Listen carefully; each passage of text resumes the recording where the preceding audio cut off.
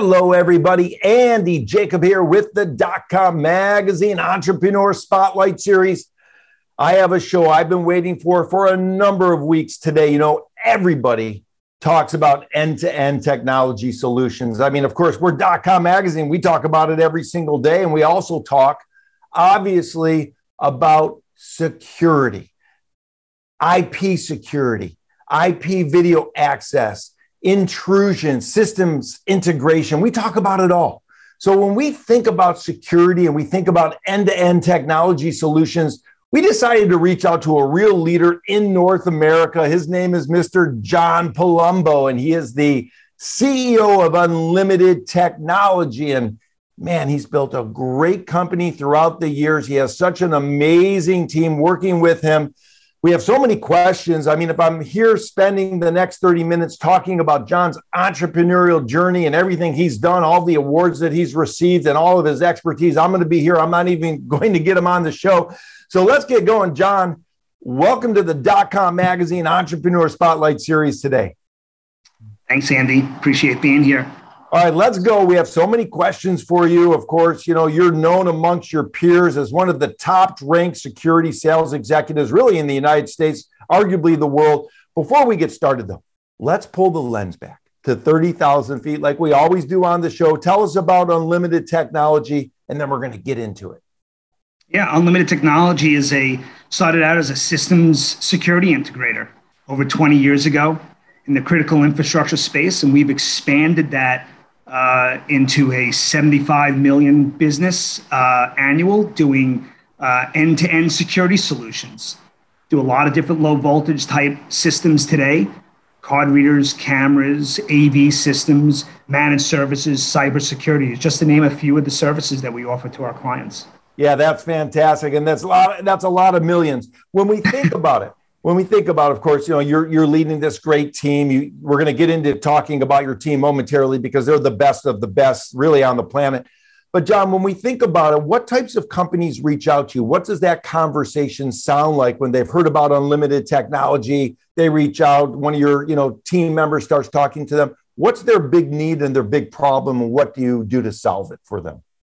Yeah, so, we have a wide range of clients that come to us for their needs, maybe developing a program for them, setting standards, their security needs, obviously from securing the front door right on through to securing the network, making sure that there's not an IP flaw. There's something that, the bad guys can break in and disrupt. Yeah, I like it. It's so interesting. This is a managed service, of course, and you offer this end-to-end technology solution. There's so much going on. I mean, especially with the world politics in today's world and the world events, everybody's talking about cybersecurity. Everybody's kind of freaked out, to be quite frank with you, about what may or may not happen, John. But for a company that brings on a company like Unlimited, they get the best in class sort of security. So let's talk about that a little bit. How do you process what's going on in the world today with regard to cybersecurity, and how does that help you as an entrepreneur make what you offer at Unlimited Technology even better? Yeah, great question. When we look at what it is that we do for our clients for simple devices like edge devices, the cameras, even the flat screen TV that's in your space that you're using for video conferencing like this, typically are dumb devices. So individuals can crack in through the network and get to those dumb devices and then in through your network. We recognize that we need to secure those type of devices. We use health-based monitoring tools like our Xero product to harden that security, make sure firmwares are up to date, make sure that there's not a weak password like 1, 2, 3, 4. So we change all that to make sure that the edge is secure. And that's really what we started with when it came to just our normal security practices. Yeah, it makes sense, John. Now, you have clients everywhere. How is all of this done? Is it done virtually? Do you send out a team to their location, or some combination thereof? So it's yes, we do a combination of both. It started out, obviously, where in the earlier days you had to go out and deploy. As technology advances over the years, even before the pandemic, we were utilizing products like Team and Zoom on a regular basis because my team is all over the country. We would even use simple things like FaceTime to take a look at a panel location as someone's wiring it up and making sure that everyone from the general manager or the IT department, we're seeing what they're seeing, right? So there's a mixture of virtual that we do today, and more cloud-based solutions we're deploying for our clients, from the video to the access control to the AV type systems to obviously that's what we offer on the managed services side. Yeah, it's powerful. Of course, let's talk about just for a moment what I call system health monitoring, because I would imagine you have a very powerful way to monitor a system and at a moment's notice know if something looks askew or your technology or your data sets let you know that something's not right with one of the clients' sort of, health systems with their data system. Let's talk about that. Yeah, so there's several products out there that monitor health, right? So whether it was the older PSIM type models that they had in years past, we've developed products that help us manage our clients' needs, but also the service side. It really helps our service end. And we're a ServiceNow type company. That's the biggest thing for us. So health-based monitoring tools like an Xero product give us awareness, make us smarter for our client base. We can call our clients up and say, we see that there's a fluctuation in your network. We see that X amount of cameras went down. We can tell them what is going on in their environment. We have several clients, weekends, they'll run, IP-related shutdowns or, there's a power outage. We could let them know what's going on. In certain cases, equipment doesn't come back. In the old days, they would just call up and say, come down here and fix X, Y, and Z. Today, we're much smarter. We can identify what the problem is. Then it's synchronized to our service teams. And our service teams are smart enough now to take a look at, we see that we might need a camera or we might need this device or a panel. We can now go and dispatch and roll a truck with those devices in hand. Yeah, it's so powerful. You do so much for so many companies. I mean, it's remarkable. You've built a great business. If we sort of think about it, though, is there one area right now in this end-to-end technology solution that you offer at Unlimited where it's getting the most notice, where you're starting to see more calls or emails or people reaching out to you, John, and your team saying, this is the area that we really need to focus on right now? Yeah, we're seeing more and more from a service base. A lot of companies have outsourced different types of services. So for us, service, we recognize not only is it vital to what it is that we do, no matter when we deploy something or do an install, we have to service it. But when we start grouping that with our health monitoring side, that's where we're seeing, can you tell us when something is about to happen? Can you make sure that my devices are secure? Cyber managed services is probably the biggest thing that we see the growth for and the biggest questions we get from our clients. And it's the IT departments that are grouping with our security partners, calling us and saying, all right, what do you do here? And how do you secure a network? And what remote software do you use? They want to ask us those questions. Just had a client call me on yesterday, just talking about, let me understand your process because we want to start utilizing you for network infrastructure. I love it. It's very powerful because you also offer what sounds like some consulting, and that consulting sort of turns into a client because when you provide this world-class expertise, John, that you become known for at Unlimited to your potential clients, that resonates for them and they hear the type of expertise they're receiving, and that lets them lean into hiring you as their technology solution provider. Is that sort of the way that it works? It does. And look, we do a lot of work with consultants that are out in the marketplace, right? So, and we partner with them. In many cases, when you go to do an installation for a large company, a large group, there is that design that was developed. And then what we do is when we come in, we help build that playbook, expand upon that.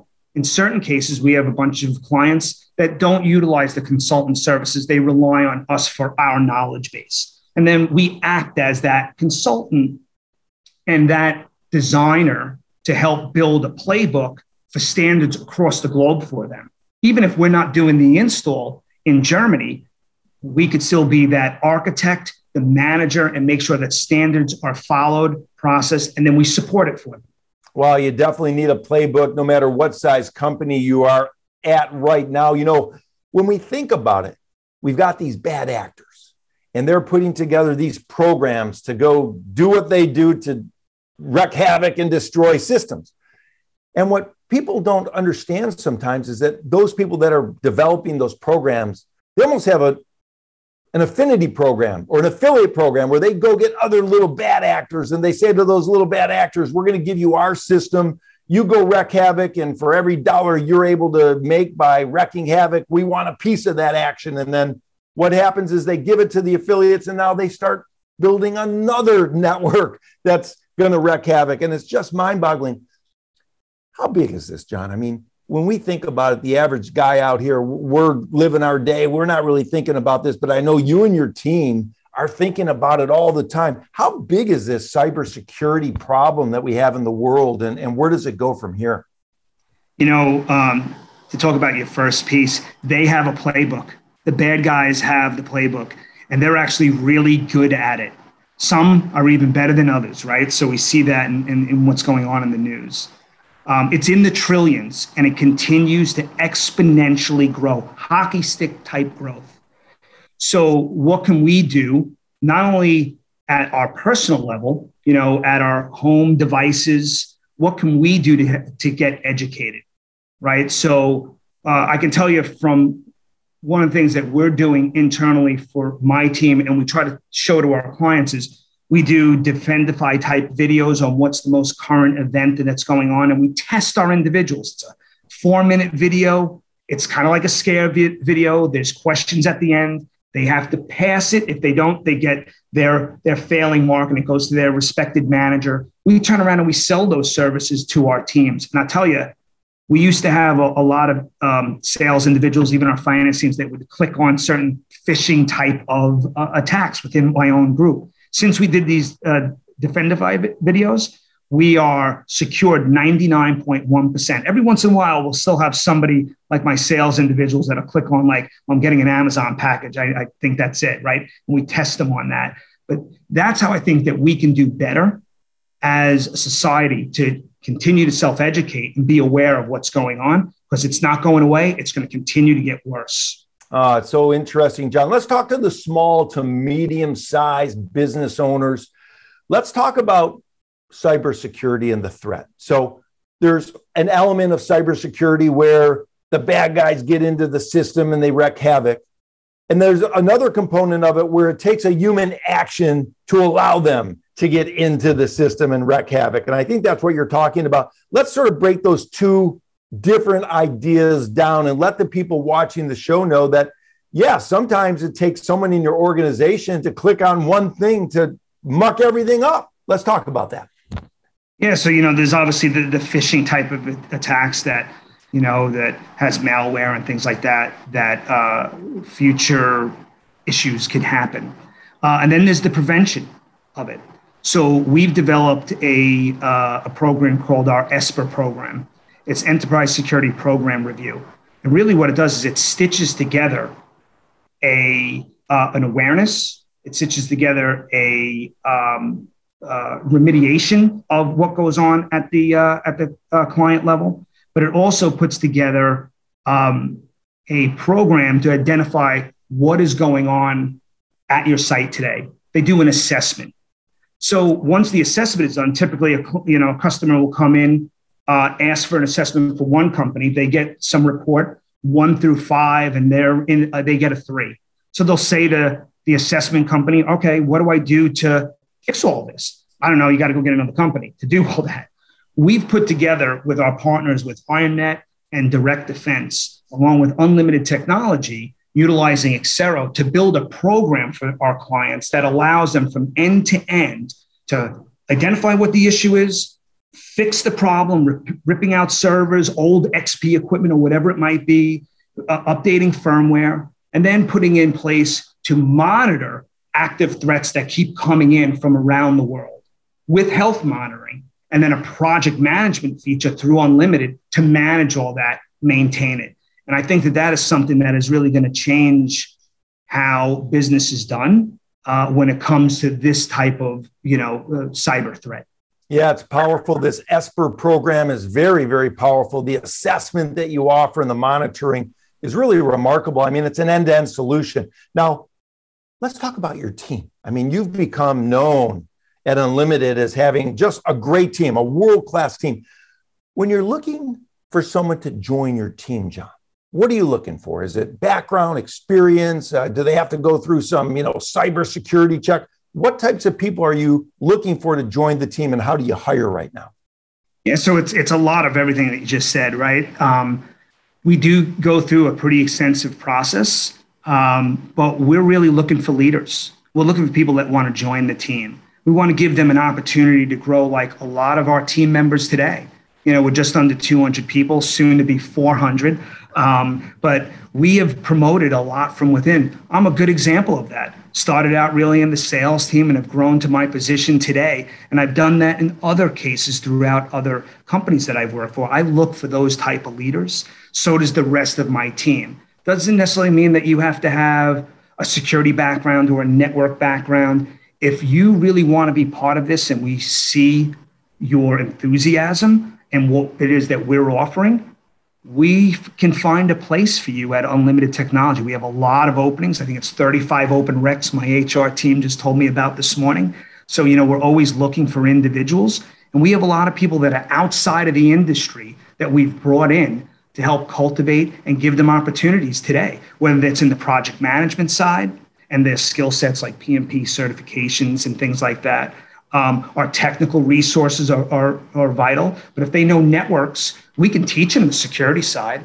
If they're on the security side, I can teach them on the network side. So we have many individuals that start out as technical resources, then from there go into IT into our RST, which is our remote service desk. So we're constantly moving people around, asking them what they want to do here at Unlimited. It's a great career path for individuals.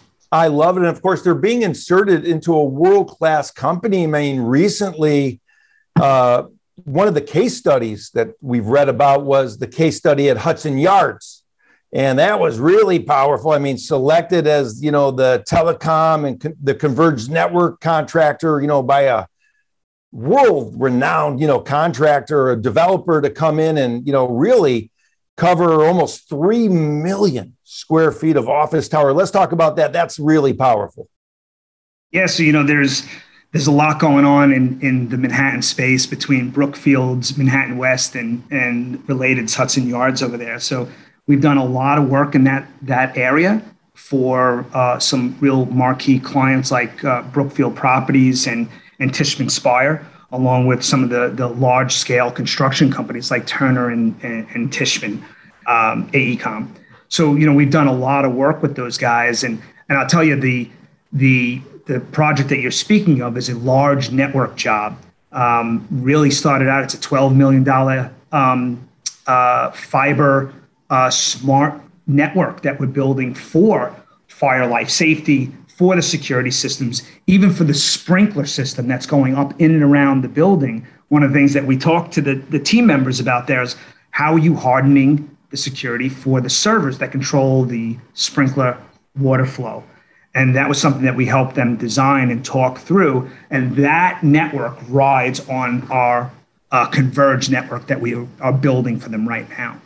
Yeah, it's such a feather in your cap to have those types of clients that trust you so much based on your background and expertise and reputation. I mean, that's just fantastic. And when we see this type of hockey stick growth, what happens is companies hit a point where they become the go-to company. They become the company that people are talking about, and they become so large and so powerful that other companies know they need to do business with those types of companies to keep their companies large and powerful. So I love the entrepreneurial story. John, let's get into entrepreneurship. I mean, you've built this, great company as a leader. You lead from the front. You have a great corporate culture. Let's talk about corporate culture. What is it about working with Unlimited or at Unlimited that the people at the company absolutely enjoy right now? There is an entrepreneurial spirit, and I try to expand that to my team members. We do, and I conduct monthly an all hands meeting with our team. And we go through everything from our finance side of the business to numbers, talk about the branches, talk about our COE process and our expansion of our PMO process. We bring the individuals into those conversations.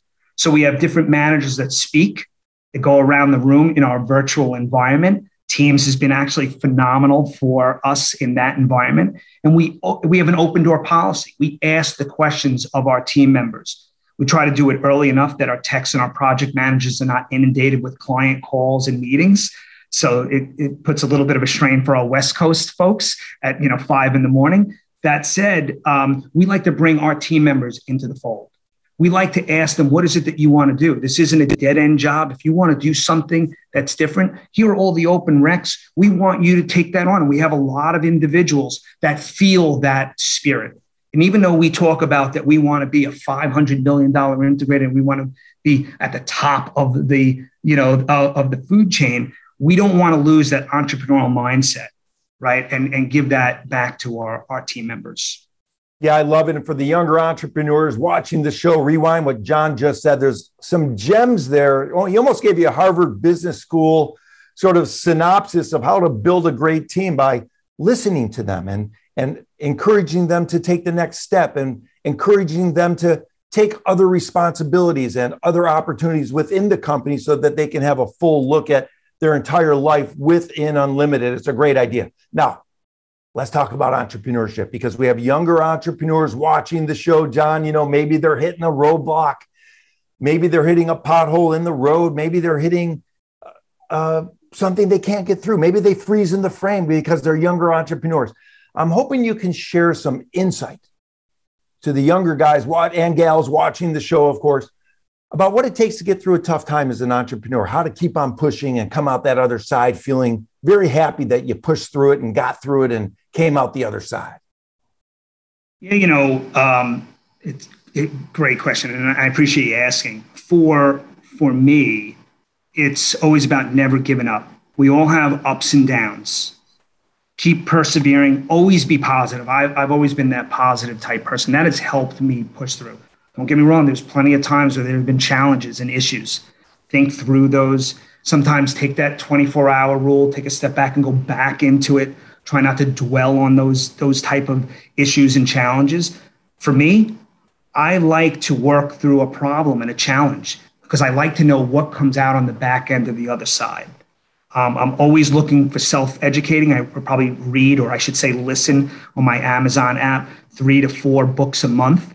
And, and I'll mix it up, fiction, nonfiction, but I try to get educational type books on reading people like you, Andy, right, on what it is that I can do. And I as I listen to that, there's certain things that I do already, like get up at 5 a.m. and, and there's others like read. But there's other things that I didn't know. And that's like, meditating for 10 minutes a day and taking a breath and breathing, right? Little things like that have really helped me in my career. And of course, listening. Try not to always talk and speak. And this is what you want to do. Listen to what it is. You'd be surprised what you'll learn. I love it. Constant and never ending improvement, and listen and surround yourself with people that maybe have a different idea or a different way to look at the world than you. So when they give you recommendations and suggestions as the CEO, of course, you can then integrate that into your thought process and come out the other end being very happy that you've surrounded yourself with not only talented people, but people that give you different ideas and perspectives about business and the way in which to approach a systematic approach to strategy. It's so interesting, John, to have you on the show. It's been a real honor. I'm going to bring you back because I want to talk more about, cybersecurity. There's so many other questions I have. And I know you've only cut out a certain amount of time. You've been up since 5 a.m. You already had your Zoom meetings, with your team. Your day is just packed with interesting conversations and leadership. And I just wanted to thank you so much for coming on the show, John. This has been a great interview. And thanks so much for coming on the .com Magazine Entrepreneur Spotlight Series today. It's been an absolute pleasure. Thank you, Andy.